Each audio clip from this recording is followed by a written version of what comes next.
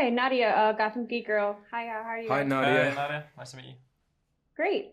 So both of you actually made your small screen debut in the Buccaneers, and you both gave a really great performance. You were like natural and comfortable, and Remmers, you brought to life the introverted Duke with like an artistic side. Was it easier for you guys to play this character or to kind of be yourself on stage? And Matthew, how did your theater experience prepare you for this role? Question. Ooh, yeah, I think there were lots of things with Theo that I felt came quite naturally and I connected to and could relate to, and then there were lots of other things that were far different, like his title and being a part of the being a duke and living in a castle and going to all these balls, and so those were the things that I had to do a bit of research and kind of create that side of him and that part of me that is an extension of him. But I think a lot of him I related to, and I think at his core he always wants to do the right thing, and so that's that side of it I kind of felt came quite naturally. And I feel like my theatre experience came into it in terms of, see, with theatre you sort of do with plays there are a lot more long form scenes and quite dialogue heavy, and I feel like I had quite a few big speeches, and like for example the letter, the scene in Ep 8, the sort of love confession in Ep 5. You had some amazing ones.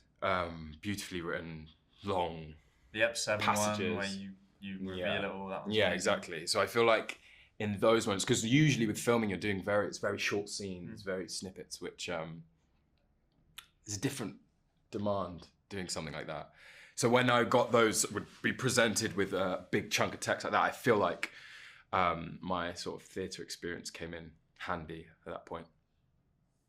And for both of you, who do you think in the show is most like their character? And Guy, are you into art in real life?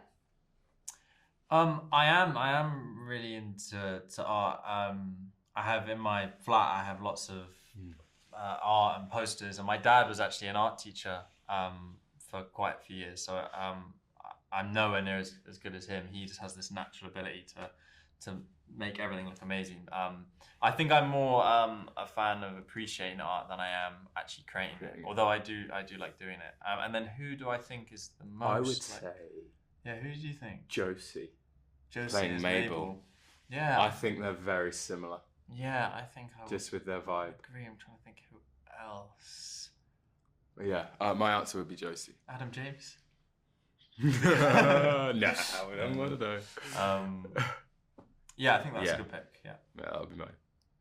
And last question, without getting into spoilers, can you briefly talk about like the love triangles and how the show kind of goes about like breaking like old traditions and portraying dating in this time period?